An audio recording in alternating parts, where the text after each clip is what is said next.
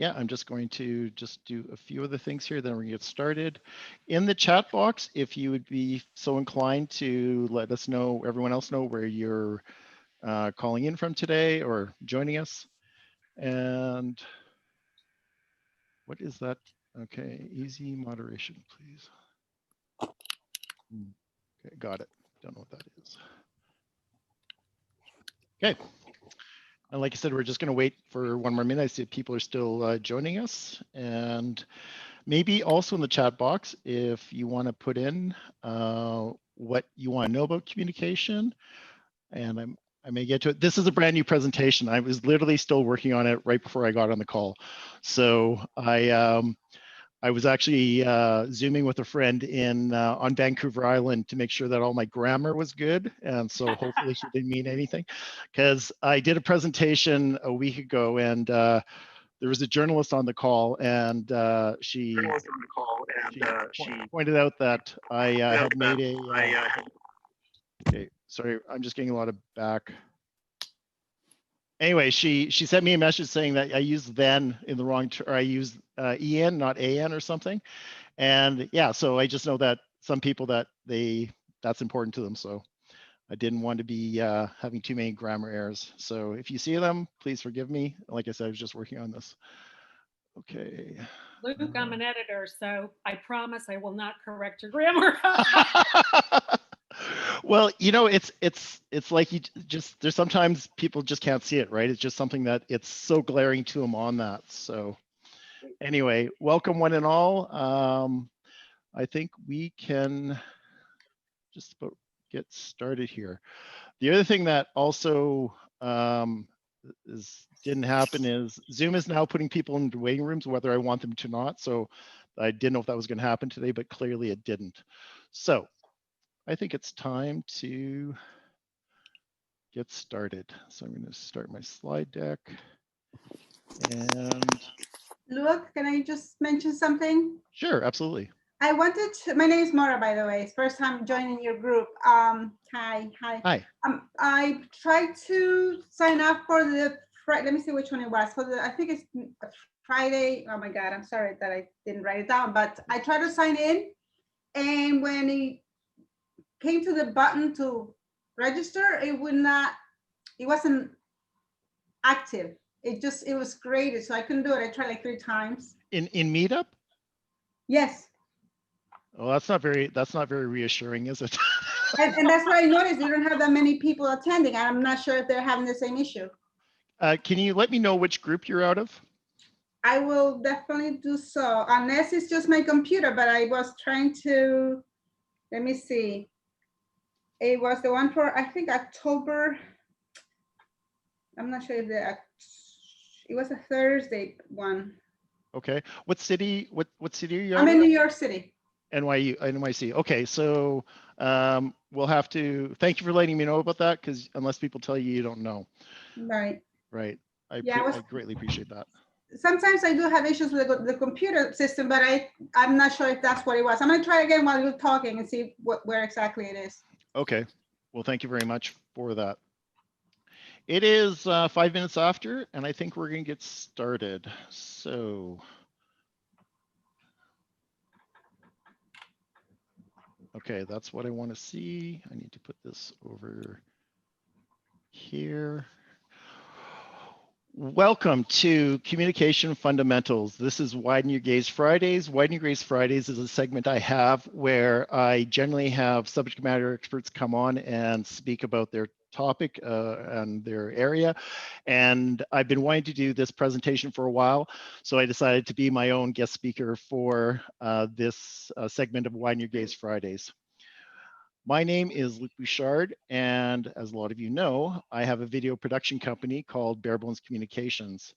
And I had to switch from I had to pivot from my video production company when COVID hit back to my executive coaching. And so that's pretty much all what the content is from my executive coaching background. And also I sprinkle in some of my content from being a video producer. Whether I'm helping people have an outstanding video message or I'm helping in my executive coaching, I do the same thing, and that is I'm a message crafter. and I help people get very clear on their message. Something else, just to let you know that I am using Meetup Pro to advertise my webinars in 20 cities, and I'm way up here, way up north. And so this is where I'm coming in from today, and the other dots are actually the other cities that I have. Today in Communication Fundamentals, we will cover my background and a couple of ground rules, a framework, what is communication. We're going to look at dysfunctional and unhealthy communication, and functional and healthy communication and what that actually means. So let's get into my background. So besides having a degree in psychology, I'm also a certified life skills coach trainer, or life skills coach. And life skills coach training that I got my certificate, I'm reluctant to say, like, you know, back in 92 is when I got it. So it's dating me. But it's an emotional, the whole focus of life skills coaches training is an emotional focus approach. And basically, the way I like to say it is that with an emotional focus approach, the idea is that you change the way you feel, then you'll change the way you act and think, versus a cognitive approach is change the way you think, you'll change the way you feel. Now, that's a very kind of simplistic way of putting it, but it's really what we're going to be talking today is all based on emotions and feelings. My life skills coaches training was 4 months of very intensive 1,100 hours of direct supervision from the 2 master coaches. And then after I completed that, they sent me actually up to, this is here I am in Edmonton, and they sent me up to the Yukon Territory, way up there. And, and I was in the Arctic Circle when I did this, and it was a 16-week contract that I had. I was there from February for 4 months, and here's some of the shots from the town. This is actually on top of the school gymnasium. Here's looking the other way. Oh, actually, no, this is the town over here. The previous picture was taken, this picture was taken over here. And this is a little sub community outside of Old Crow. And this is the contents of the town of Old Crow, 280 people. The other thing that was interesting is that we actually survived a flood where the town flooded out, which happens every now and again. So it was a very rich experience. I left leaving. I went through some culture shock when I came back, but this is the training that brought me up there. So I just wanted to let you know about part of my background. So I do feel the need to have a few ground rules today. For a lot of you who come to my webinars, you know I generally don't have ground rules like this, and I have one for ageism, the same ground rules for my presentation on ageism, and that is today's not a bitch session. We're not going to complain about people's bad behaviors or what they've done. We're all going to be very professional, and we're going to make I statements, and we're going to own our own assertions. And the reason I say that is when we talk about feelings, people tend to want to talk about how they've been problems with other people, and it's not that you can't do that, it's just not the forum for here today. Okay, let's move on to the framework. What is communication? And this is taken from my life skills coaches training model and other sources. So the first thought I want you guys to walk away with is that the purpose of communication is to meet our needs. And what I say further to that is we are need-driven organisms. Everything we do, or I'm going to say 99.999% is that we do is to meet a need. And I like to fall back or use as a model Abraham Maslow's hierarchy of needs. So what Maslow talked about is that we have our basic needs, we have our psychological needs, and we have self-fulfillment needs. And so this is a foundation of life skills coaches training, that it is understanding feelings and understanding what our needs are. And we will revisit this in a bit. So my first question, and I'd love the participation from people on this, is does anyone know if you know it, just you can say it, unmute, or you can put it in the chat box. What is the percentage of language in communication? How much does language actually count in communication? Who would like to weigh in on this? 7%, I see that. Okay. Say it's pretty high and probably like 80% or something. Okay, so we have 80%, we have 7%. What do other people want to weigh in on? 20. 20%, okay. Well, whoever actually, I'm not sure who put in the, oh, Veronica, of course Veronica would know that. Veronica's right, she gets a free coaching session. No, just kidding.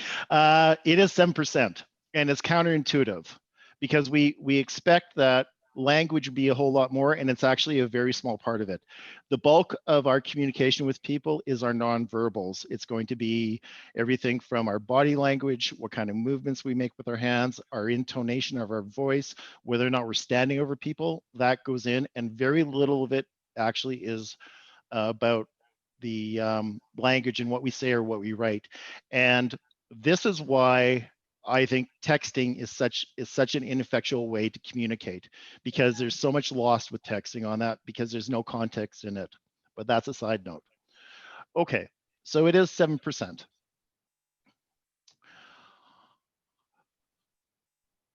So the other thing that I think people struggle with is this next statement, and that is communication is neutral. It's how we internalize it or interpret it that gives us meaning.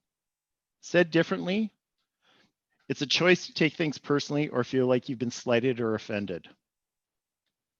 So let me give you an example of what I mean by this, by two guys standing in a line.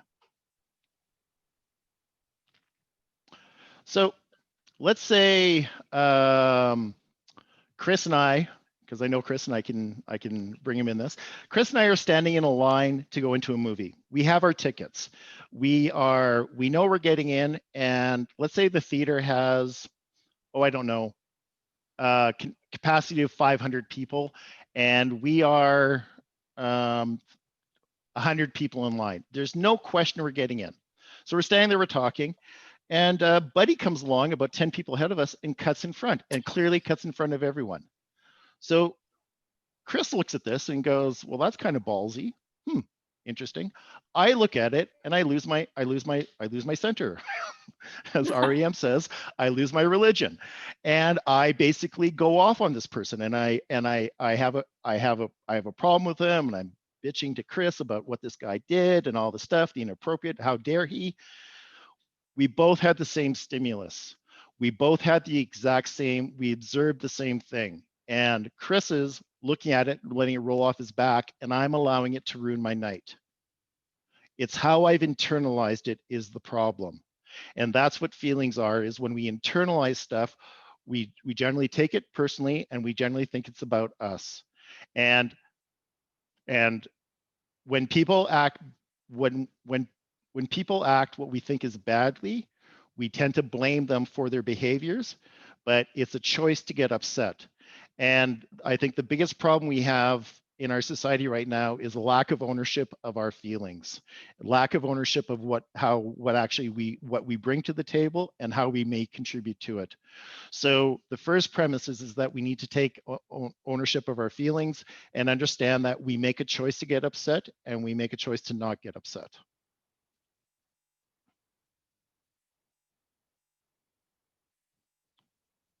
Guess it helps if I share.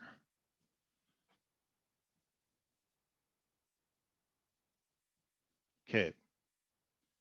So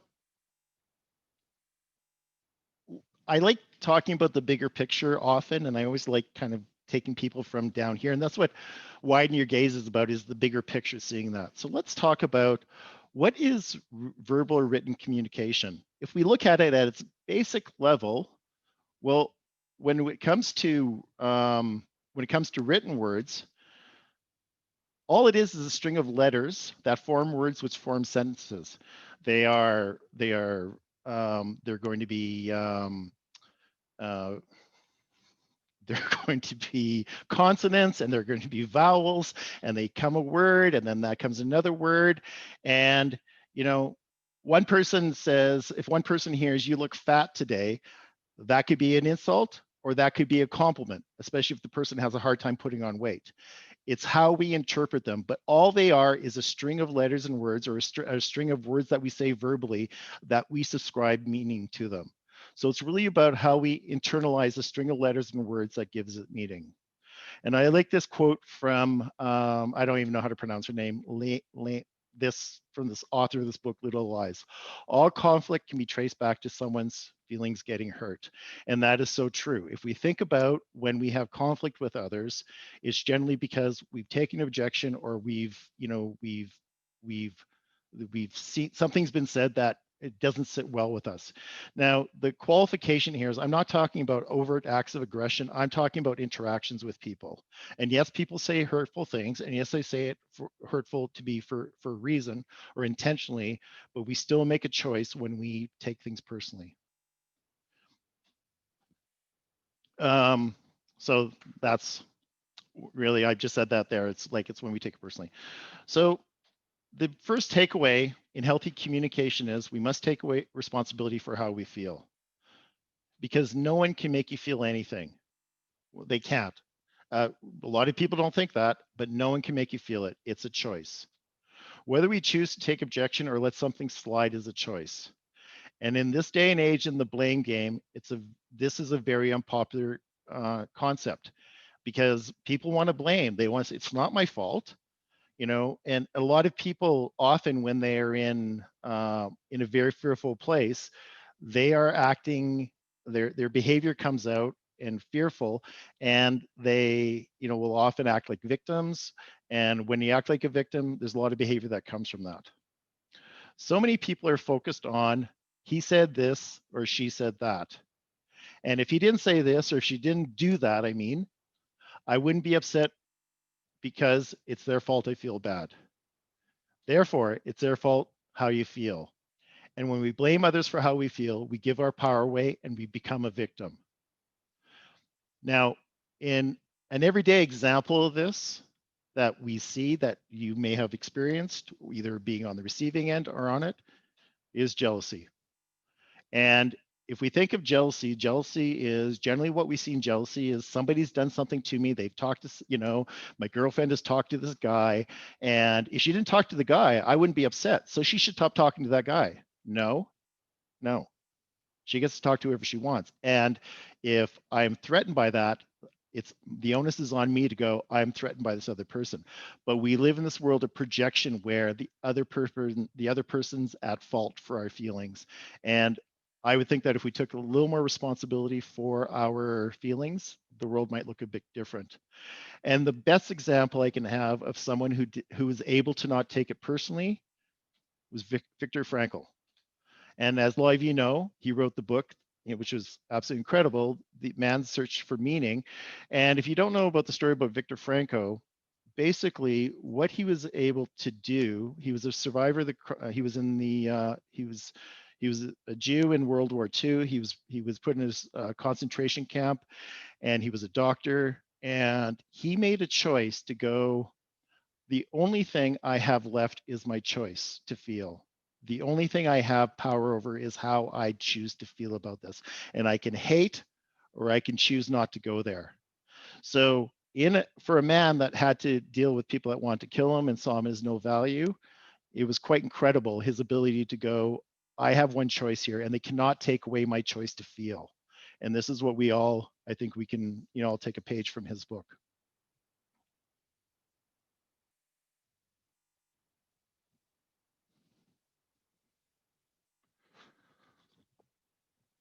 Okay. So FYI, for the purpose of today's talk, I'm going to be using feelings and emotions interchangeably. And there are people out there that go that they're very different. I'm not getting to that level of detail today. It's just I'm going to use them. And for what we're talking about, interchangeably is fine. So we talked about what communication is. Let's now take a look at what is dysfunctional or unhealthy communication and why communication goes off the rails. So I'm going to offer you another overview on this. A lot of people are under the misguided belief that if you're in a relationship, there shouldn't be conflict. And I'm going to say the exact opposite of that. Conflict and communication go hand in hand. Like there is conflict in relationships, conflict, like nothing is free of conflict. We live in a conflictual world. So if we don't expect there to be conflict in your relationships, it can be extremely problematic, especially if you're under the impression that conflict doesn't happen in healthy relationships. It does happen. And all too often, conflict is viewed as a four-letter word. They think it's a swear word. They don't like it. And for some people, there's a tendency to check out or avoid conflict altogether. For others, a good defense is a good offense. So they have no trouble being conflictual. Moreover, in general, people don't know why they can't say why they're upset, they're angry. And this is a problem. Feeling identifications is a problem in our society because we don't teach it. And often anger or strong emotions isn't a safe place for people because when they grew up or they're around other people where anger is like a problem, they were like, there's a lot of negative association with anger. And if we think about it, or my assertion is, as my screen stops sharing here and Zoom is not responding. Okay, if I lose everyone, log back in because when this happens. Anyway, so I'll just keep talking to get that. So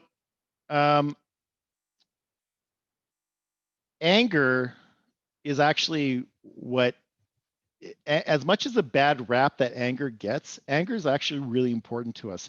Anger is a very necessary feeling. Anger is what basically motivates people, but there's nothing wrong with anger. It's what you do with the anger. It's how you express the anger that's a problem. When I work with men on anger management issues, I will say to them often, is it working for you, your anger? Does it get you what you want? Do you have the relationships that you want with your children and your spouse?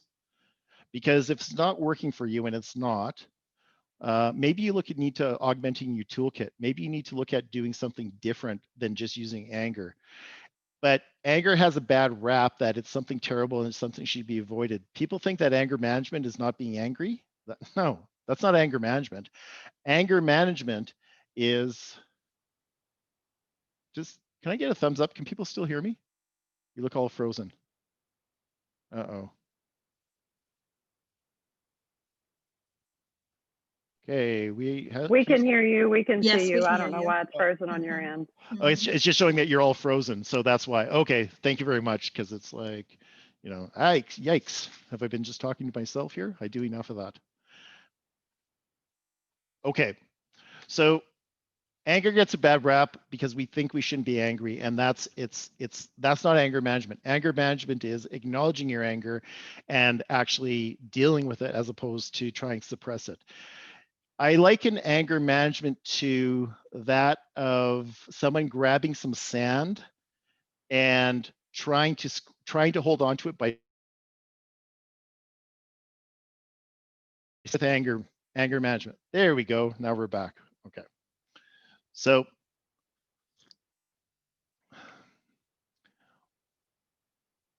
anger management and dealing with anger is not about controlling it. It's about feeling it and expressing it and being okay with it.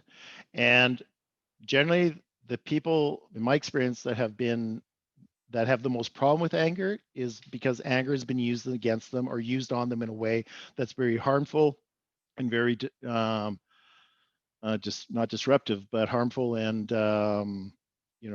abusive in some ways on that.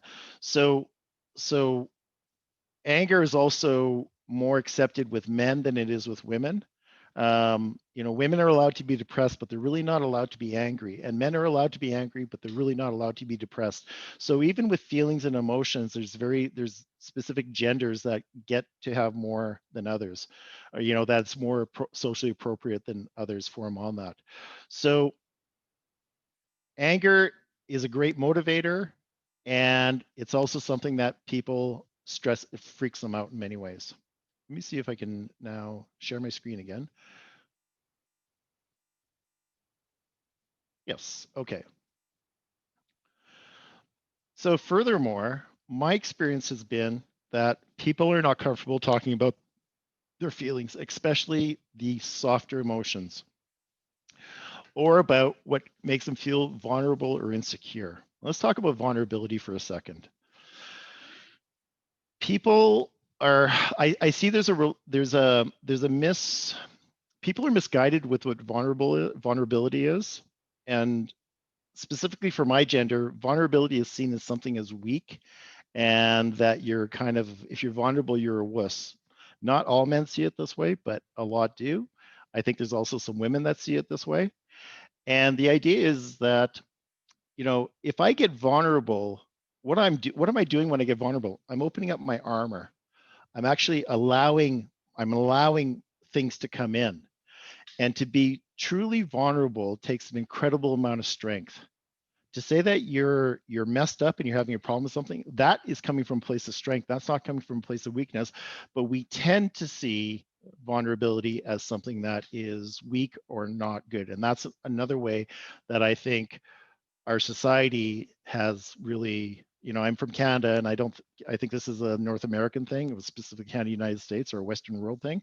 I don't see any different of different countries, but vulnerability is not seen as something positive. And on the contrary, I think men see it as something that they have to stay away from because it leaves them in a place of feeling less than or not good. So we need to understand that our softer emotions are not something we know to identify, and it's also something that it's not modeled to us. So let's talk about ways that people's actions or behaviors create conflicts. And just to let you know, I'm not saying this is an exhaustive list. This is just what I had handy, and we're going to come on. So let's look at these with a bit more intensity.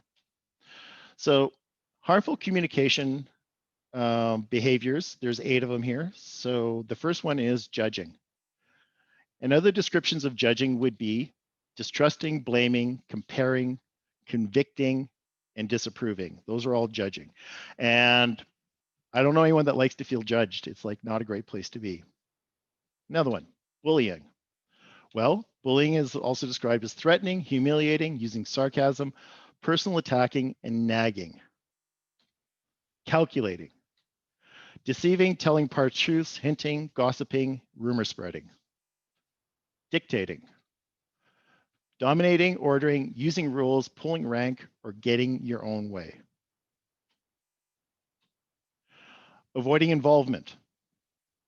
Forgetting, withdrawing, not hearing, having problems, or having no opinion is a way of avoiding involvement. Clinging. Following, whining, complaining, surrendering. Censoring.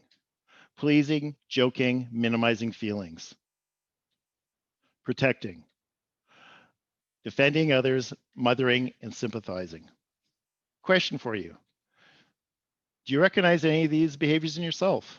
I do. I know that I fall back on some of these. So let's now look at functional communication and what that actually means. All the behaviors mentioned in the previous slides are due to either a lack of feeling recognition or a reluctance to admit how they actually feel.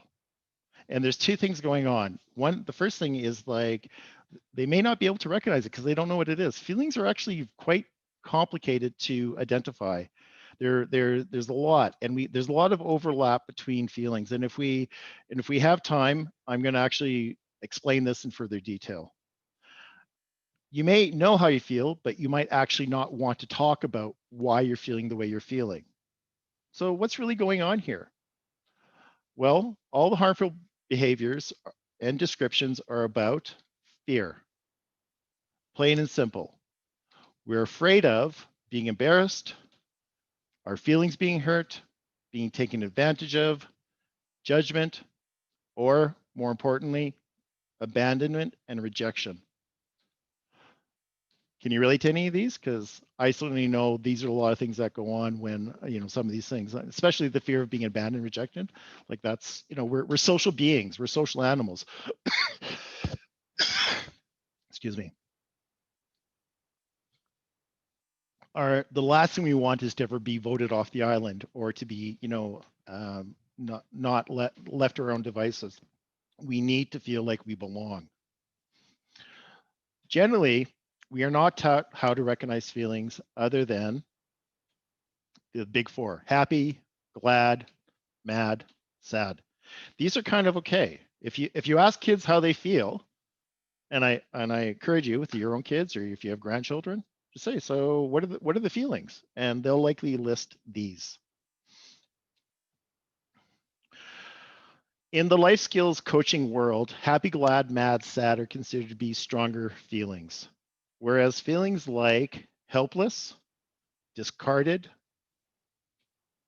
worthless, unappreciated, burdened, and insecure are considered to be softer feelings. I have a few handouts for you today, and they are going to be these two things, and I'm going to put them in the chat right now. Now, if you're on a smartphone, you're going to have a problem downloading. You won't be able to download, is my understanding. So what I'm going to do is I'll put in my email address later, and you can email me, and I'll send these to you. So just give me a second as I pull these up here. Wait a minute. Am I sending it to everyone? Yes, I am. That's always good. Okay, there's one.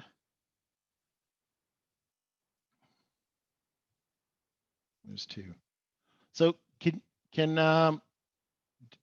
Mary Louise, did that? I know you're not on. I don't think you're on a smartphone. Did that work? Did they come through? Yes, they're there. Okay, thank you very much. So feel free to download those. And what these two documents can do for you, and so let me just talk about the life skills process when it comes to this, because feeling acknowledgement is extremely important. And a life skills group would be 16 weeks, and there's a lot of processing that goes on and whatnot.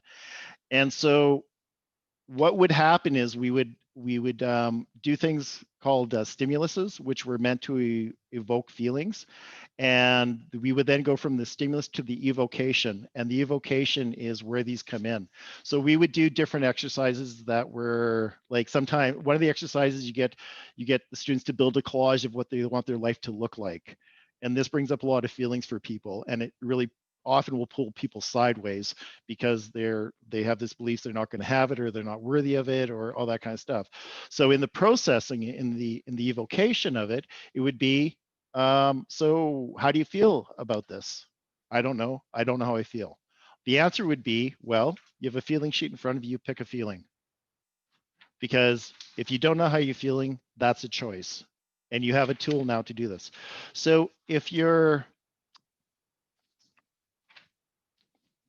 ever not certain how to feel, this is a tool that you could have. And yeah, I didn't think I was going to talk about that, but I'm going to, because we're good for time and whatnot. So the expression of feelings is difficult because feelings are kind of like this bunch. They're this there's this kind of like tight bunch and whatnot. And as many of you know, all language is symbols. Language is just a symbol, and we agree upon that. We agree upon that symbol when we talk about, coffee or glass or whatever it is. And now I'm going to go Freudian on you, just to go a bit deeper into this. So Freudian, like 120 years ago, when he was still a physician, he was in Vienna, and he was a doctor that worked primarily with middle class or upper class. His clients were middle or upper class. And women would come to him, and physically there was nothing wrong with them, but they had malaise, or they were melancholy, which was today's version of depression. And so they would have this, they were unresponsive, they weren't happy. They're probably their husband sent them to go get fixed because, God knows they weren't putting out enough or whatever is doing that. But there's physically nothing wrong with them. And when Freud would talk to them, he would just say, so what's going on? And in that process, they would feel better. And it was just like, I haven't done anything. I haven't administered. I haven't told you to do anything. But through that process, they actually, through just talking about it, they would have relief, they would feel better. And that's where Freud came up with the talking cure. And what it was is what's going on with that is that when we choose to identify how we feel, we have to make choices.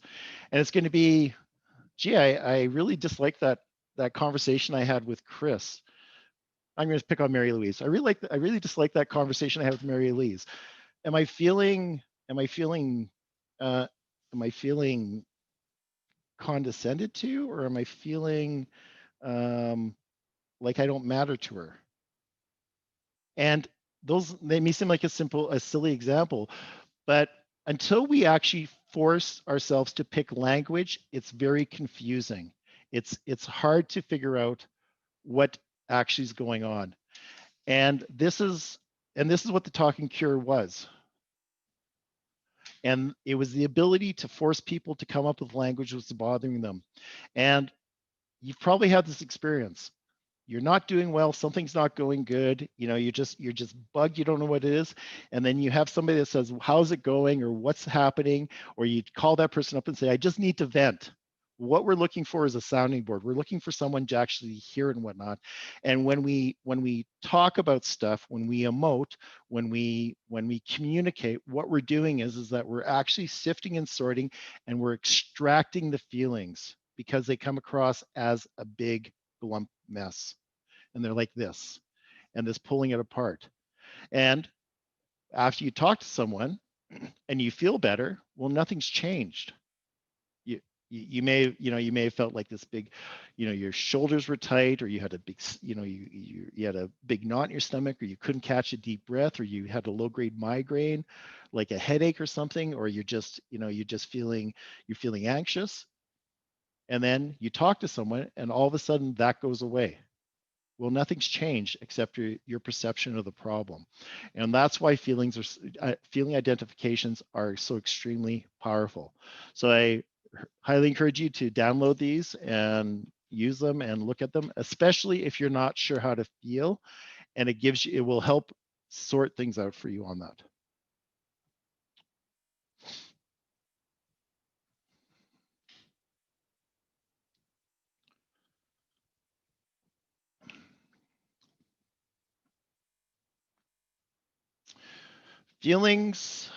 Expressing feelings are important because when we talk about our feelings, they're relatable to other people. If you say to someone, um, I'm, I'm confused about what to do. People can kind of get confusion, but it's like, okay, you're confused. But if you say, I'm feeling really disempowered by this choice I have to make.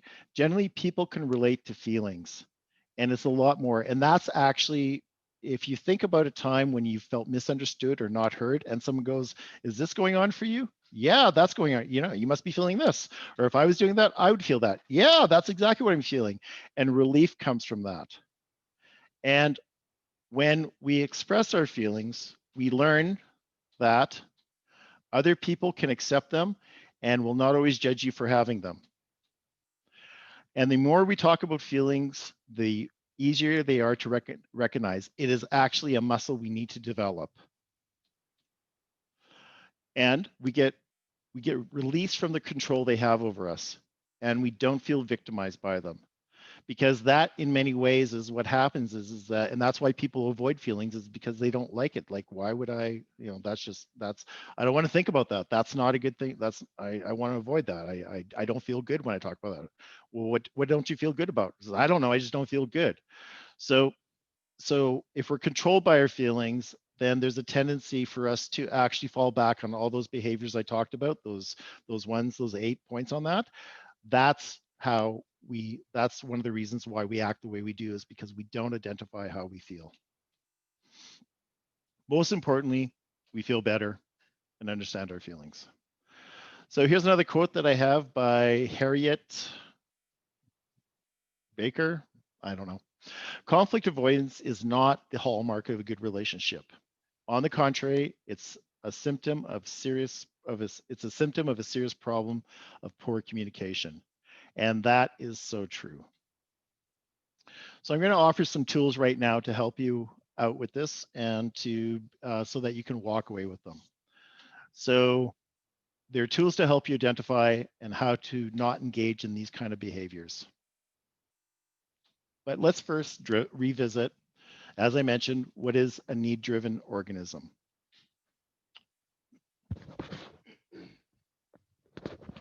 So our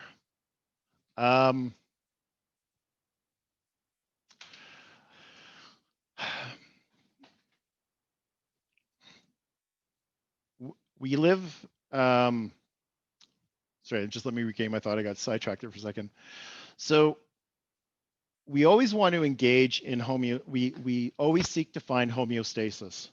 Homeo is same, stasis is being. And if we're hungry, we're out of homeostasis. If we're anxious, we're out of homeostasis. And we want to actually come back to our homeostasis. So we'll eat, we'll calm down, we'll find that homeostasis. Feelings and emotions are no different. They're the exact same thing. And it comes down to finding that place of basically equilibrium. So let me just, I'm going to pull out my Wacom tablet here and just to show you something. So to illustrate this. And my stylus. Okay. Put this over here and minimize this, and share the screen. Okay, so here we have two people. And generally, often what will happen in relationships with people, and these are people that you know or don't know, and more often, and very often this will actually happen with people you don't know, is, so let's say light blue says to darker blue, wow, that's an ugly color of blue on you. Well, what does dark blue do? Well, that statement, if he feels less than, then basically this person, he feels less than this person. And in homeostasis, this is what's going on, is when you feel less than someone. So dark blue has a choice to make right now. He has a choice to whether or not he's going to do something which is called power over, or let me just zoom out here a bit just to make this a bit better. So dark blue has a choice now. He can decide whether or not he's going to retaliate and say something to make himself feel better, or is he going to engage in power with? So a prime example of power over is, you know, if Mary Louise told, sorry, Mary Louise, I hope you don't mind. I know I don't, I think you don't mind. I think, you know, I don't mean any of this. So if Mary Louise says to me, my God, Luke, you know, that was an awful presentation today, which she would never do, but if she should say that, well, I have a choice on how I'm going to respond. I don't like the fact that I feel less than her because I feel judged, or I feel like I'm somehow I've lost ground in her book. So what am I going to do? What's my response? Am I going to retaliate and say, yeah, screw you, blah, blah, blah, you know? And, you know, where the hell did you find your thing behind that wall color behind you? An awful blue. I really love it. But that's an awful blue. So now Mary Louise has a choice. She is now less than. So what is she going to do? Is she going to escalate the situation and make it worse? Or is she going to, and this is power over, and retaliate by now telling me that, you know, my haircut's awful or whatever? Or is she going to say things like, power with, which is, ow, what happened there? Did I say something wrong? Because power with is seeking to understand. Power over is to basically put someone in their place. And we always have a choice to whether or not we're going to engage in power over or power with. But if you don't know how you feel, how do you do this? When we don't know how we feel, we engage in this reactivity. We engage in this kind of knee-jerk reaction to stuff. And the further you are from understanding how you feel, the more likely it is that you're going to do this, right? So another way I like showing this, and this model, I've used this model on like 5-year-olds, they get it, and people in their 90s, they get it. They get the understanding of what's going on here. Now I'm Zoom is thinking again about sharing or about stop sharing. But another way to look at this is simply this. Somebody says something to you. Do you feel less than? Like you're upset with them, right? Something's happened, so you feel less than. So the question is, are you going to do this? Or are you going to do this? And all road rage is, if we think about road rage, all road rage is this. Somebody cuts you off, or somebody cuts you off, so then you retaliate by cutting them off, and then they basically, you know, drive you into the ditch, and then you pull out a gun, and it's just out of control. And it's just simply that. So when we have a choice in the moment when we are in a conflict to decide if we're going to do power with or power over. And the thing also with this model is that there's a lot of people out there who are wounded, for lack of a better word, and they show up like this. They go through the world like this. These are and how do I know this? Because this is something I've had to struggle with in my life as actually doing this, because I think back as to how I objected to what people would said, how I would take me, like somebody said when I was 20, he said, you know, Bouchard, your problem is someone throws an arrow at you, you shoot back a tank. I was like, I don't know what that means. I did later in life. But basically, if you go through life feeling less than, or feeling like you are, you know, somehow if you have a chip on your shoulder, you're wounded, then it takes no problem to object to what people are going to say, because you're already coming down here. And people that are coming from an empowered place don't need to do this. They are far more better to keep their center. And I'm not saying they don't do this. I'm just saying is they're likely not be as prone to doing it. I would like to know if there's any questions about that specifically before I move on, because this is a cornerstone of this talk today, and on using this as a tool. So, and I haven't been monitoring the chat, so I'm not sure if there's anything in there for me on that. So any questions about power over versus power with? Nope. Okay.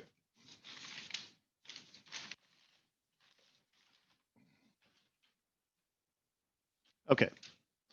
Let us continue. I'm sorry, Luke. Yeah. Actually, someone posted a question. An example of power with. Oh, excellent question. Thank you. Well, power with could be, power with at its heart is about seeking to understand why the other person's doing that. Power with is about not reacting. You know, it's this old saying that somebody else's crisis is not necessarily my crisis. So, you know, here's an example of it. Yesterday, my had a meet the creature meeting with my daughter's teacher, meet the teacher, and something I have done in the past is not told my daughter when this is happening, and it's kind of sprung on her. And this happened yesterday. And so she came home and she actually said to me, you know, I'm really angry at the fact that you guys, I've told you on many occasions, my 13-year-old daughter, by the way, on many occasions, I've told you that I don't like this. I don't like being surprised. And I don't know why, you know, I don't, you know, she was angry, and I'm just, she's pissed off.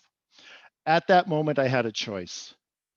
I had a choice to basically tell her, well, you know, because I was feeling like I was being put in my place by my 13-year-old daughter, and her concerns were valid, and she has brought this up, so she wasn't saying anything new. So, and how do they feel as a parent? Well, I didn't feel very good, because she's actually expressed this to me in the past. So I did feel less than. So very aware of the fact that I was also feeling like I've messed up on that. And guilt is an incredible way of doing this. When we feel guilty, we tend to do this with that. But what she had said was, when she had said that, and all I did was I said, so what you're telling me is that you've been here with me before, and you've asked me not to do it, and you're annoyed that it's still not working. And she goes, yeah, that's what it is. And she calmed down immediately. Because the fact is, I didn't tell her what she was saying, thinking or feeling was inappropriate. I didn't tell her that she shouldn't talk to her father that way, which is all power over. So I listened, I validated, and we got better because she felt understood. Do I always act this way? No. Yesterday was a good day. Like, I'm not going to tell you I live here all the time, because I don't. And anyone with any kind of sense of maturity go, yeah, sure you do, Luke. Yeah. Lie to yourself, don't lie to us. So yeah, and this is the other thing with community. On good days, we're going to take the high road. This is the high road. On bad days, we're going to do this. We're going to react.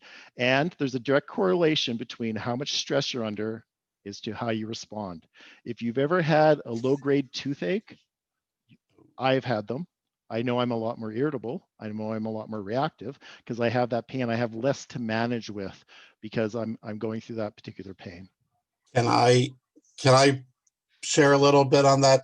Absolutely, Scott. Actually, as we're going through trying to switch from my Chromebook to this and getting the documents, I'm going through the exact same thing. My 10-year-old daughter is in the other room, and I don't even know what's going on. I block it out for 10, 15 minutes, and then when it gets to be too much, I go out there, sometimes flying through the door and sometimes very calmly, depending, as you say, how much stress I'm under. Right.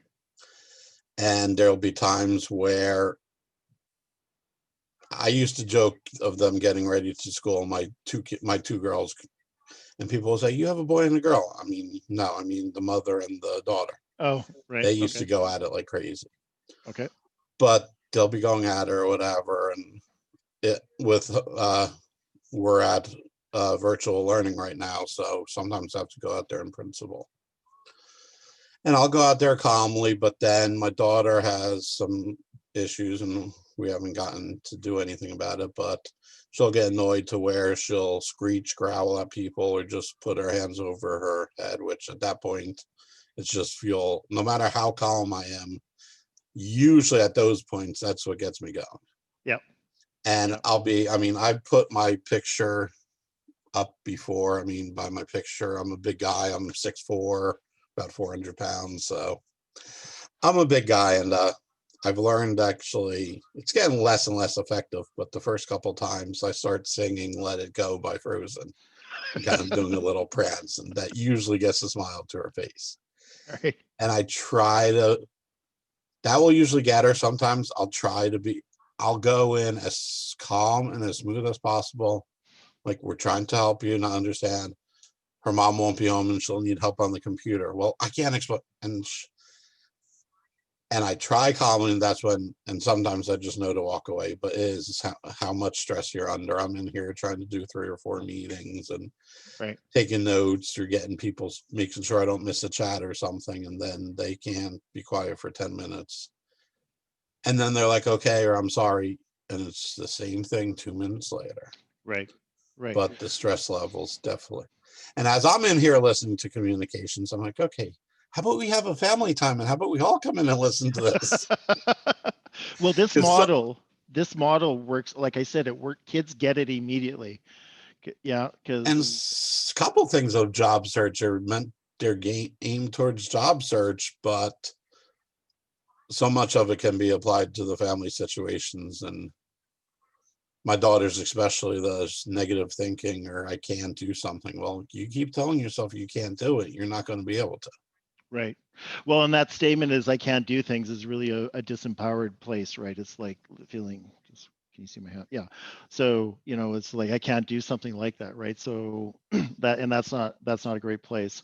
Yeah, I'm 6'2", and I spent 10 years in residential treatment homes for emotionally disturbed children, as we called it back then. These were 11 and younger. These kids couldn't even actually go into foster care because they had suffered so much abuse and neglect. And the feedback I got is, Luke, when you walk into a room, you walk into a room, right?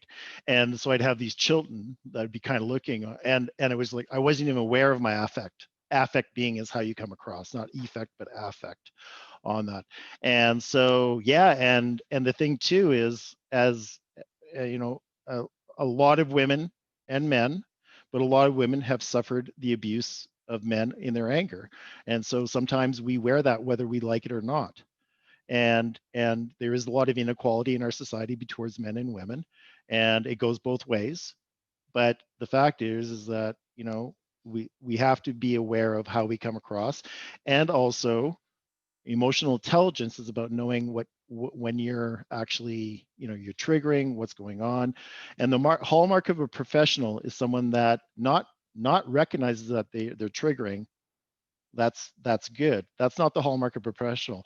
The hallmark of a professional is actually seeing it coming, going, no, I'm not going to trigger. Somebody comes knocking at your door, if grief comes knocking at your door, you can choose to let it in. And this is about the idea of giving our power away and whatnot, and whether or not we're going to come down here and what do we do to get back to homeostasis. And sometimes when we do this, it may feel good for the initial seconds when you rip someone's face off, but generally, is that what you want to do? Is that how you want to go through world? And some people go, yeah, then people are afraid of me. I'm going, that's not authenticity. That's not connection with people. They may fear you, but they may respect you, but they're not going to like you. And you're certainly not going to help people move forward if they're afraid of you on that. So very important. Thanks a lot, Scott. Those are really excellent. Thank you for sharing that. Thank you. Yeah. Okay, so we're talking about homeostasis, and we're talking about we want to get to this back place on that. So there is a direct correlation between healthy communication and the ability to identify how we feel. So the other tool I want to give you today is the feedback formula. And this is not for everyone. This is not, this either works for people or it doesn't, but all it is a template for you to navigate when you have to give someone feedback. And there are two reasons. Let me stop sharing here. In the life skills coaching model, there's two reasons you give someone feedback. A, to improve a relationship. B, to clear stuff out of your head. Right? Now, relationships are a word I need to qualify because I actually have a relationship with my barista at my local coffee shop. They make it, they see me coming in and whatnot, and I still have a relationship with them. People see that relationships are something they're romantic or people that or have been a long time, and I do have a relationship with the guy that makes my lattes. And if he, and I'm not that concerned of whether or not he is somebody that approves of me or likes me, but I also don't want to leave him not feeling good or wipe him out emotionally because I've been pissed off and somehow he made the coffee a bit too hard and I rip his face off. I don't want to do that. I still have a relationship. So I might say to him, hey, that I didn't like that, or that wasn't good, or is your game off today? But we still have relationships. So we give feedback to people for two reasons. Again, to improve the relationship or to clear something so it's not weighing you down. There's a saying I learned many years ago, and that is, I want to stop having people live rent-free in my head. I've got far too many people living rent-free in my head, and the thing is, they don't even know they're in my head. They're there, right? I think of this, I have this one incident that if I think of it for too long, I can get mad. And it's like I was in Lake Louise skiing. It's a world-class resort. As I'm going up on the ski lift, my ski gets caught and I'm starting to be dragged around the ski lift going down the hill. Where was the attendant? He was having a snowball fight with somebody else. I got so pissed off. I got so angry. I went and complained and all this fun stuff, but it's still like it was yesterday because I still haven't cleared it. It's still living in my head rent free on that. And when we hold on to resentment and anger, the best explanation or the best way of looking at is these, and you may have heard these sayings, but anger is like drinking poison, expecting the other person to die. Or anger's like holding on to a hot coal and you're expecting the other person to get burnt. Our anger, our ill feelings, stuff that basically makes us feel poor, makes us feel bad. A lot of the stuff that is listed on these sheets that I've given you and on this other one basically helps you identify that. And we're pretty clear with the data and with sciences is that when we harbor stuff and we don't let stuff go, that's a direct correlation to mental health. And if we don't take care of our feelings, and if we don't understand how we feel, then that's problematic, because then we have a tendency to react. We have a tendency this thing that somebody says something, that somebody's offside this much and you're reacting like this. That's a good measure to know whether or not you have if there's something in you is like, really, was that that was incongruent for the reaction. Like if you reacted this way, that would be fine. But if you react like way over the top, then there's something else going on there. And depending on the day, depending on where I'm at, how good my hair is, how stressed I am, who eats it? My kids eat it, specifically my son, because it's just, he's the one I'm reactive to, and I know I'm a whole lot better than I am a whole lot better, but there's days, that I'm sure he'll be processing that in his therapy in his 30s on that, because I wasn't really in tune with my emotions. And the other thing I want to say about children and working with families for so long, we have to sometimes acknowledge when we're being hypocritical and engaging in, don't do as I say, do as I don't do as I do as I say. And we want our children to take responsibility for their actions. And the question is, am I taking responsibility for my actions and expecting that on my kids? So again, feelings are about taking responsibility and ownership.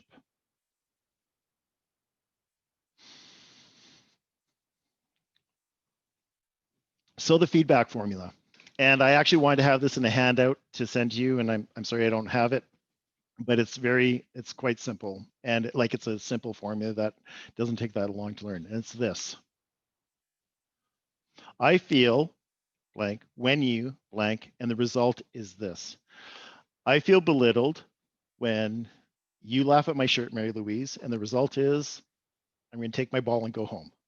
I don't know. I'm making this up clearly on that. So when we use a feedback formula, basically it helps us kind of figure out what we're saying. And what does it start with? It starts with, how do you feel? Because people can help. So as opposed to, I think you're I think you're a bully when you laugh at me that way. No, and I don't think you're a bully. That's still a feeling. Can I pull this off? I think you intellectualize too many things in our conversations, and the result is I don't want to talk to you. No, I don't intellectualize. Yeah, you intellectualize, blah, blah, blah. Now you're having an argument about what intellectualize means, as opposed to, yeah, I feel bullied by you when you basically make fun of what I'm doing and you tell me I'm stupid. And the result is I don't want to hang out with you. It's much far easier to identify when somebody can identify when a feeling than a thought, and it's less of this crazy making. What does that really mean? So this is something that if we were in a workshop, I would do breakout sessions, and we would practice and do that kind of stuff. But again, it's just something for you to use and to draw upon as a way of being able to give feedback to someone. And again, we give feedback for two reasons: to improve a relationship or to clear feelings. And if you truly own it and you say to people, I feel bullied by you, it's going to be, no, you don't. Wait a minute, you can't tell me how I'm going to feel. You don't have the, you cannot, you may not think it's true, but I own my feelings. I feel bullied. And telling someone how they feel is really crazy making. You can tell people how to think, but telling someone how to feel is not really, well, it's also telling someone how they feel is also putting them down here, right? No, you don't feel that way. It's crazy making.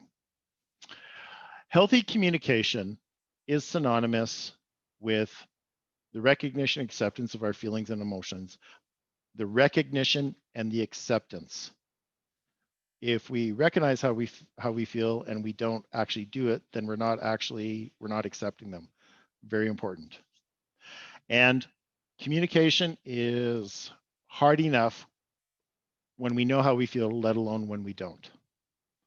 Okay, so I'm going to now, that's the presentation, and we can talk about it. What I'm going to do is I'm just going to talk about my other webinars and other stuff I have coming on, and then we'll come back and answer any questions on this. So The other things I have going on that are coming up very soon is I get to start with my something new, and that is my Here to There show, which is every Monday at 1 o'clock. Well, every Monday, that's not a holiday. Question for you, how big is Columbus Day in the United States? Is that a statutory holiday? It's big? Okay, Yes, it is. okay, But because it's your Thanksgiving, isn't it? it is our Thanksgiving, yeah, yeah. Most, And I'm sorry, but most government offices are closed. Well, everything's closed right now, but all schools, everything's, it's a holiday, so to speak. okay, so I mean, that will either be good for Here There show or not, but it's yeah, that's coming up. And it is our Thanksgiving, because we like to have a bit time between we have turkeys. We don't want to have turkey like within a month. We want to have a couple months between our turkeys. So anyway, And it's 1 p.m. your time zone, and which Yep. time? Mountain or Pacific? Mountain. Okay. Yeah, so it's always at the time that we started today. Okay. Yeah, well, our kids actually have school on Monday. Really? Yes, the state offices are all closed, but for at least in my state, the schools have a choice to be open or closed. And my Okay. town just never was closed on Columbus Day. You know, one thing I would like to do is actually experience an American Thanksgiving, because you guys take it a whole lot more seriously than we do up here. It's kind of like a I was day about off. to ask, are you guys allowed to, because I was just talking earlier, I don't know what will happen for Thanksgiving or Christmas. How restrictive are you guys up there on, because I heard some cities are in complete lockdowns, like Quebec and all, right? It depends upon the province and the city within the province. Quebec is really struggling with COVID. Ontario is struggling specifically in some areas with COVID-19, where they're having to try and restrict more and more. And we've just recently had a spike here in my home city and whatnot. So what the party line from the government is, you know, don't travel and find other ways to communicate with others, like, you know, Zoom calls or whatnot on that. But yeah. So okay, what do I else? Let me see here. So I have the Here to There show, and if Widen Your Gaze is the bigger picture, the Here to There show is really a deep dive into how experts, white collar individuals, people in the blue collar space, entrepreneurs, consultants, university professors, how they move people from point A to point B. How do they take them from here to there? And it's really, I'm very curious about what here looks like for so many people. So I get them to talk about what here is and where's there, and why do people stay here when they don't want to be here, when they want to be there. So that is on Monday. I just need to pull up here we are. Okay. And then on Tuesday, the 13th, I'm presenting How to Have a Kick-Ass Elevator Pitch, Part 1, the value proposition. And this is really about looking at how important it is that you're able to identify what you bring to the table and why you should be paid for your skill set. So we look at that, and we look at how to identify that, and how do other companies and businesses identify their value proposition. Then 2 days later, I have part 2, which is creating meaningful connections. And it's like, once you're able to identify in your elevator pitch what you bring, then how do you build relationships that don't come across as creepy or desperate, quite frankly. So that is going to be on the 15th. And then I haven't, my Widen Your Gaze guest, I'm still working on his copy, and so Shuma is going to be speaking next week for Widen Your Gaze. And then on the Monday, I have the Here to There show. And then on the 22nd, we have Becoming a Subject Matter Expert, how to position yourself as an industry leader to potential employers and out there. And in this, I offer 18, 19 different strategies on how to position yourself as an expert in the market. Then for Widen Your Gaze, on the 23rd, I have Susan Shepard going to be presenting on Heal Your Wounded Heart and Find Love Through Personal Development and Love and with Class. She's quite interesting. I really like her approach. She has a very no nonsense approach to relationships, and so it's a bit of a tough love message at times, but it's really good. So I encourage you if you can make that. And then on the 27th, I have dealing with difficult interview questions. So if you're struggling, if you're interviewing right now and you're struggling with questions like, tell me about yourself, what are your strengths and weaknesses, what do you, have you ever been fired from a job, how do you handle conflict, how do you handle stress? Due to the fact that I've done more hiring than I could possibly remember, I answer those questions as to what lens I put on and why I ask some of those questions. And I talk in great detail about behavioral based interview theory and questions. Well, not great detail, but I do cover it. And then on the 29th, I have ageism, navigating the potential minefield. And that is the big takeaway from this is you have to give them a reason to see past your age. If you don't give them a reason to see past your age, they're not going to see past your age. So how do you do that? Again, I offer strategies and different ways of looking at that. I do have a service I'd like to tell you about. It is my elevator pitch diagnostic, and I developed this right before COVID. And so this service is actually more about 90 minutes with me. And for the first time, I'm actually going to put it in the chat box because I keep forgetting to do that. So let me just put that in there. And it's 2 parts. Where are they? Actually, there's 3. No, I don't want open, cancel. Hello.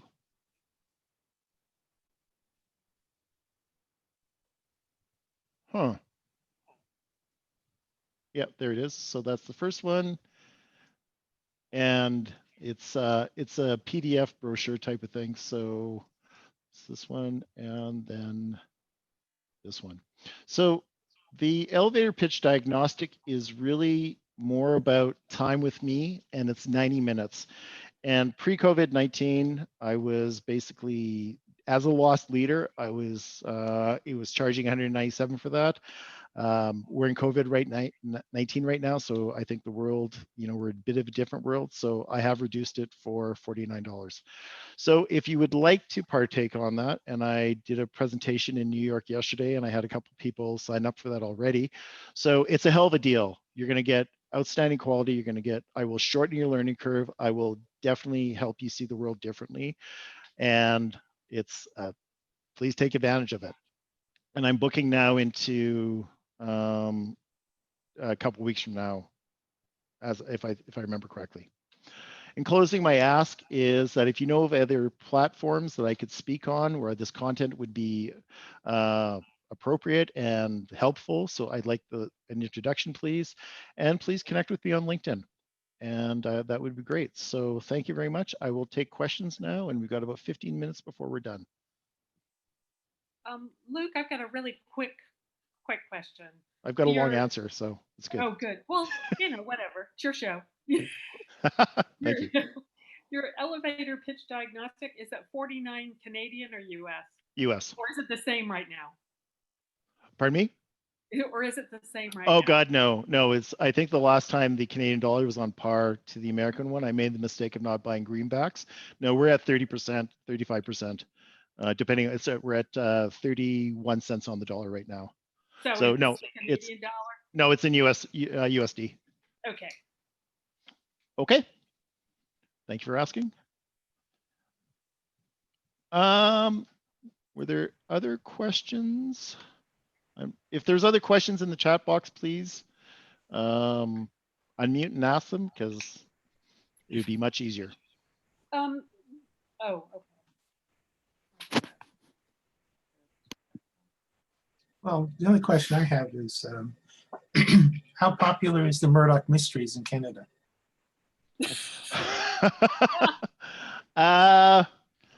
I actually don't know, because I got rid of my cable 7 years ago, and I don't watch TV. So I think the Murdoch Mysteries is Canadian, or is it? Is. Yeah, it is. Yeah, it is. Okay, yeah. I know that we Schitt's Creek cleaned up at the Emmys recently, so that's Canadian. So yeah, I know it, but I don't. Like I said, I don't really spend any time watching. Do you watch it? I heard a lot of the Hallmark movies are filmed in Canada also. Yeah, and Vancouver is a thriving community for film, because there's different.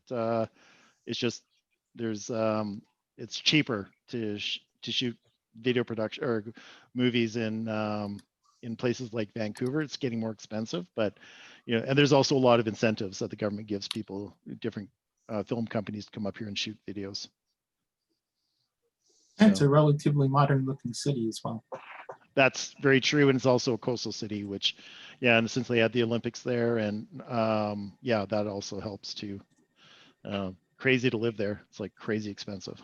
So, But for the record, I do watch the Murdoch Mysteries, and it's one of my favorite shows. really, okay, that's kind of cool. We have to give it a look. Are there any? Have you read the books by? Oh. You should read the books. They're pretty good too. Yeah. Where are they based out of? Is it? Do they geographically name it, or do they leave it?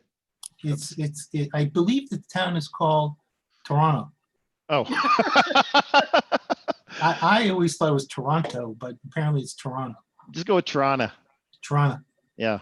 And I don't know if there's anyone from Ontario from here, but we generally call it the center of the universe, because if it doesn't happen in Toronto, it doesn't matter, right? Oh. Well, it's yeah.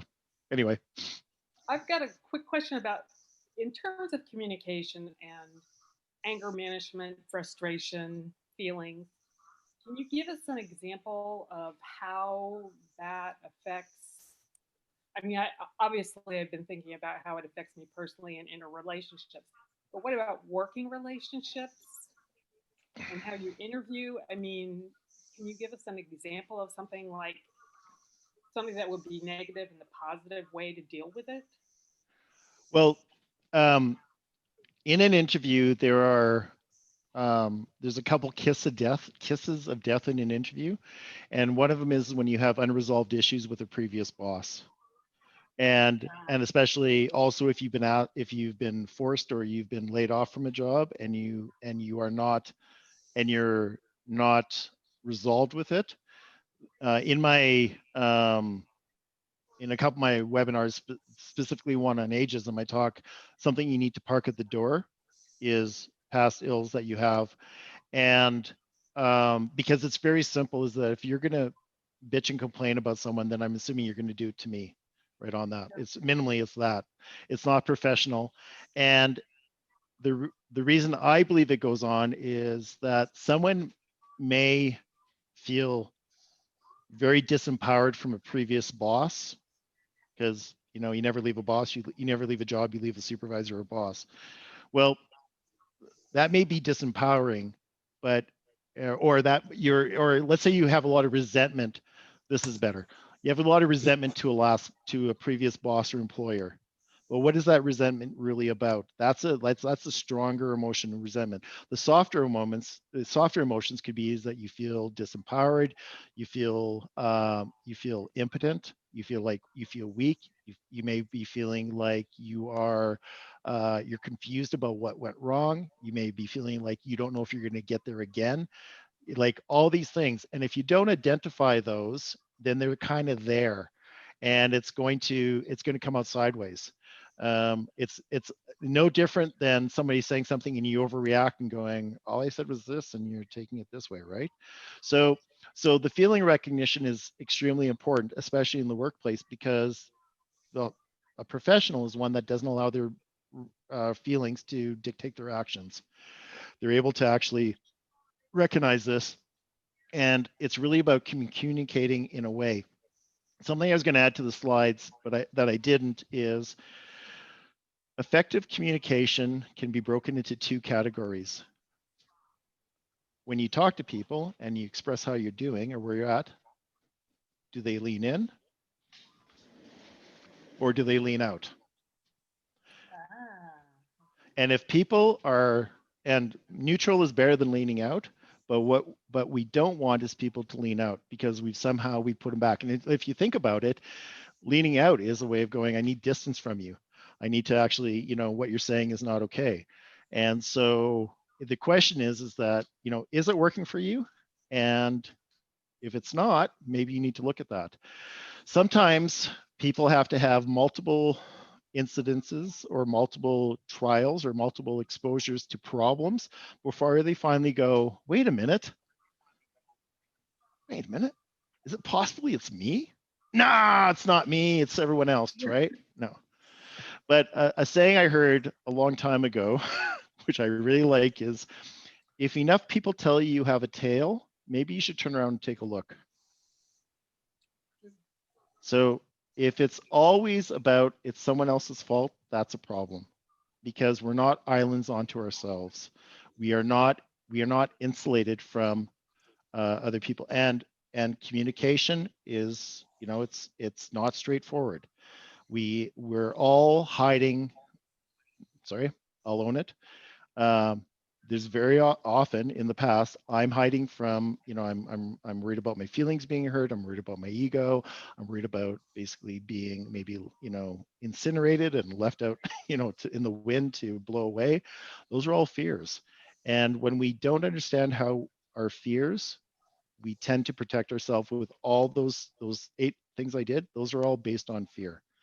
So the more you can have a good understanding of how you feel, the better life is.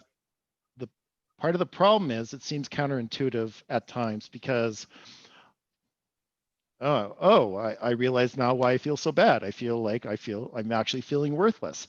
Well, that doesn't help. Like why now I feel now, okay, I've identified I feel worthless. Well, no one wants to be worthless. No one wants to be in a place down here. But if you don't know you're feeling worthless, how do you get back to homeostasis without doing this? So and this is where our supports and are the people in our lives who can actually, we can go to and talk about stuff, who don't think they have to fix us. There is something extremely empowering when we have impunity in a conversation. Impunity simply means freedom from being judged. You're just able to say how it is. And I think it's very difficult, regardless of who it is, to have some negative feelings about your spouse and process them with your spouse. Like, there's a time where I think we need to go to our supports to say, it's driving me crazy. I don't know what to do. That's not what we need to bring in our communication. That's not good feedback formula. We need to figure that out. We need to have the dust settled to know what it is. We need to look at how we're feeling. So we go, this is what it is. Because if I react on my girlfriend, then where are we? We're dead in the water, because she has a choice now whether or not she's going to do this or do this. So when we can, if nothing else, a sounding board, and where we can go to people and say, I don't know what I'm thinking. I'm just messed up and I need just to express, I just need to talk about it. That's where relief comes from. And it's invaluable when you have somebody that can just listen to you and not be in a hurry to figure it out or make suggestions, because we need that. We are need-driven organisms. We don't like being down here. We want to be here. Is that helpful? Yeah. Yes. Can you, that word that you say, homeostasis, can you? Homeostasis. I'm trying to look it up because I want to know exactly what it is. Yeah, it's a medical term, and basically it's again, homo is same, so homosexual, homogenized, like it's same, and then stasis is your being. And also the thing too is always kicks me out. You're in equilibrium. So I Equilibrium, can't. So I always have to jump back in. Sorry, I'm not sure who's talking right now, but yeah, equilibrium. Yeah, that's, yeah. Why don't we just use that word? Thank you. No, but I try to get it the way you say it and look it up, but I couldn't. Yeah. Thank you so much for taking the time. Well, if just with just further that to the equilibrium, what we're actually talking about is equal. When you feel equal to someone. Now, the other thing that I didn't mention, but I will now because we have a bit of time, is everyone's homeostasis is not the same. There are people that show up in the world, or not, sorry, people go through the world, again, feeling less than or feeling, there's a lot of people out there that get into bad relationships perpetually on that, same, different person, same relationship. Well, if if you don't think very highly of yourself, then generally we sometimes tend to put up with stuff and accept things. And one of my favorite sayings that I learned in life skills coaches training, and it's a truism for me, and I believe it to be accurate, is this: we are generally treated the way we expect to be treated. If we expect to be treated well and someone steps all over our boundaries, we are going to say, no, that's not okay. If we don't expect that, then it's going to happen. And all a boundary is saying no to someone. No, I'm not going to do that. People love it when we say yes to them. They don't like it when we say no. And that's where conflict comes in, is because, hey, can you lend me $1,000? No, I can't. Well, wait, you're rich. You got lots of money. Well, no, I'm not. No, I can't have that. And now I was pissed off, right? Because somehow I felt that that I should be able to ask for that money and do that. And the other person's going, no, not today on that, or I'm not going to give that. So we put boundaries down to basically, because if we don't, some people are just going to walk all over us, right? And many people have difficulties putting boundaries down because why?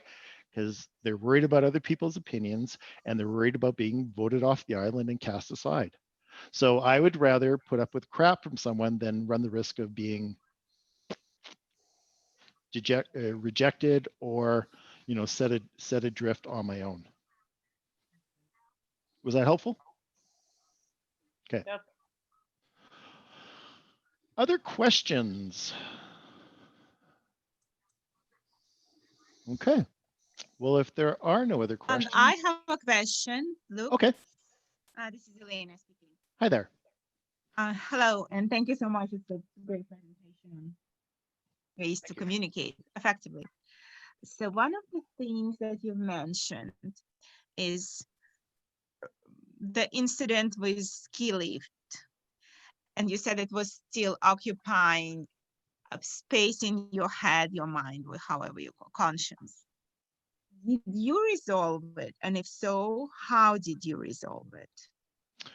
Well, what I did was the person that was supposed to be watching for my personal safety. I also think I was like there's a form of post-traumatic stress because when I was being pulled, there was a cliff that I was going to go over.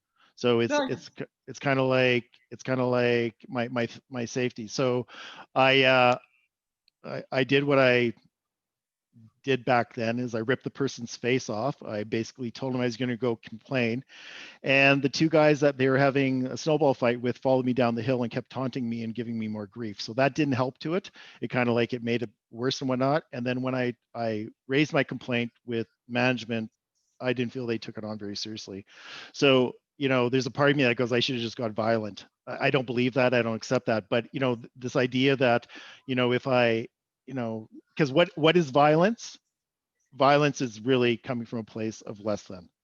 Violence is about basically the only way I can empower myself is to physically enforce my physicality upon this person. Well, it's actually more like this.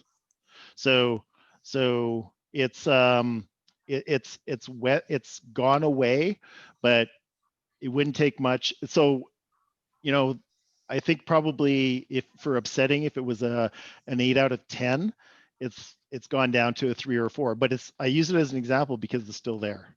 It's not as if it's really hasn't gone away. So was that that help? Yes. So let me just help you a little bit here, because we all had situations when, for instance, I grew up skiing, so I fell and I didn't do something, and we had a variety of scenes when we felt like, oh, it was terrible. It was like inacceptable. How did I do that and such?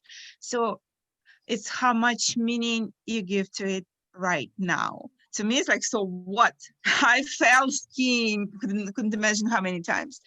I've been in situations when I was picking up myself and such. So who cares? And just you start to see the situation like, so what? It's just that is the past. It's like a laughing situation. Whoever did not fall skiing or ice skating and such. So who cares at this point? Right. Well, and that's that. Yeah. It just gives you, like, you take the power from that point in your memories to the present moment. It takes a while to get there. And it does, and I think what helped with it is was my sense of unfairness of it. I felt there was that this was not appropriate, it was unfair. And when I followed the process of what we're told to do is bring a complaint forward, it was kind of blown off on that. So yeah, insult to injury in some ways. But thank you for that. That's, and as much as I wish I could just kind of, we all want to be able to let it roll off our back, but sometimes it's harder than others. So yeah, so also the same thing, like, so what, I messed up. I told this guy one thing and he did say that, so who cares? Like I've learned from that. That's it. Yeah. Well, like it at some levels it also went on my principles and my values on that. So I'm paying good money for this and all that. So yeah, there's many layers to that. But thank you very much for that. So we are past 90 minutes, and I'm going to stop recording and stop on YouTube live. And thank you everyone so much for your time. And I hope to see you in future webinars. Have a good day, everyone. Hi, everyone. Yeah. Take care. Bye now. Thank you. You're welcome.